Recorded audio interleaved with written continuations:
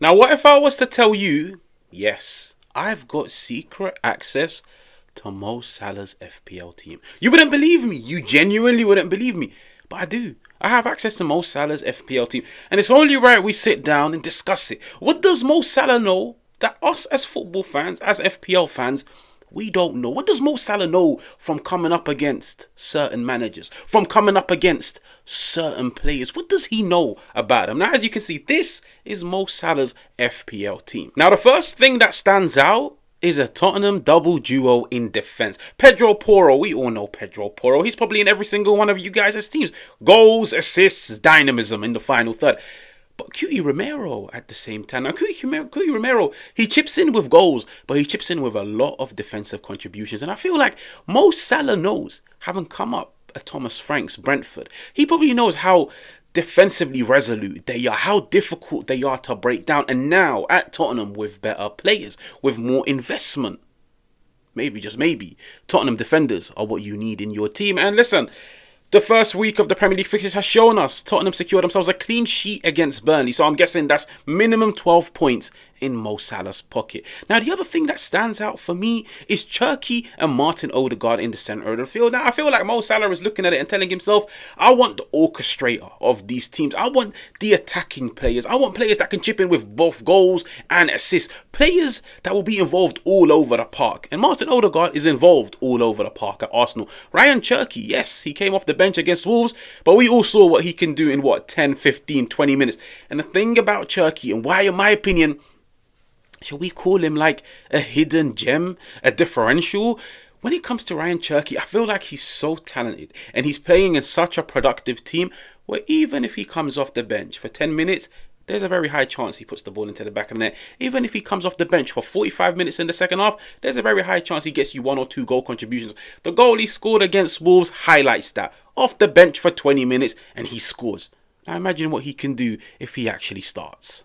Now, I feel like Cole Palmer and Gabriel from Arsenal, they don't need much of an explanation. Gabriel, he plays for a team that has one of the best defences in the Premier League, if not the best defence in the Premier League. And at the same time, he scores you a lot of goals. Cole Palmer, let's just say goals, assists, he's on penalties. He plays for a very productive Chelsea team. If you don't have Cole Palmer in your team, I'd be very, very, very surprised. But I feel like the one that stands out the most to me, and I feel like Mo Salah will definitely be transferring this player out of his team come next weekend, is Jarrod Bowen. Now West Ham started off life in the Premier League this season with a 3-0 defeat to Sunderland at the Stadium of Light. And I feel like Jarrod Bowen now playing as this makeshift number 9, playing in attack, like the days of Jarrod Bowen being this dynamic high-flying winger, they're long gone. Everybody automatically thinks, history has shown us he's on penalties.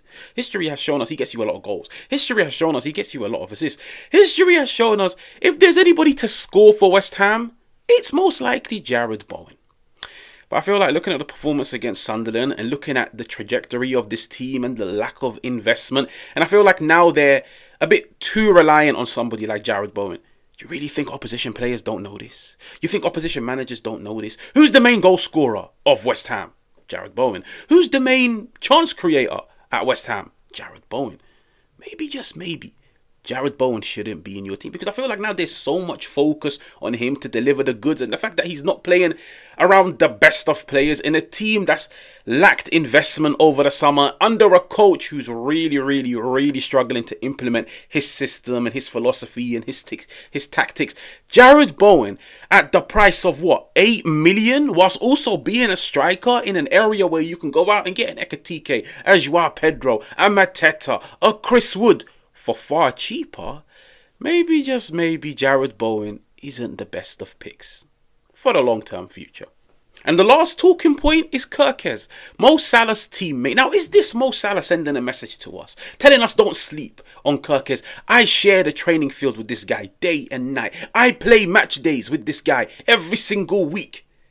Has Mo Salah seen something of Kerkez that we don't know? Maybe he's seen his amazing crossing and told himself, this guy is going to rack up a lot of assists. Maybe he's seen the fact that he's just this tenacious, aggressive, defensive player that wins his duels, that's dynamic, that's good at carrying the ball. Maybe Mo Salah has seen this and told himself, he'll be a good Premier League asset. He'll be a good FPL asset because one, he plays in a team that gets a lot of clean sheets. Two, with the new defensive contribution system, he'll also rack up a lot of extra points. But three, in the final third, he's got a great cross. In the final third, he's got an eye for goal. And in the final third, the fact that he's playing with better players, it will raise his overall contribution levels.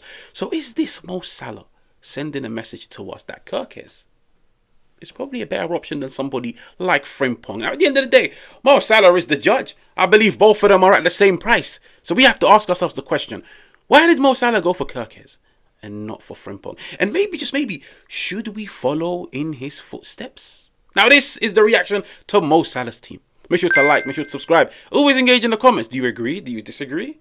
And I will catch you guys on another one.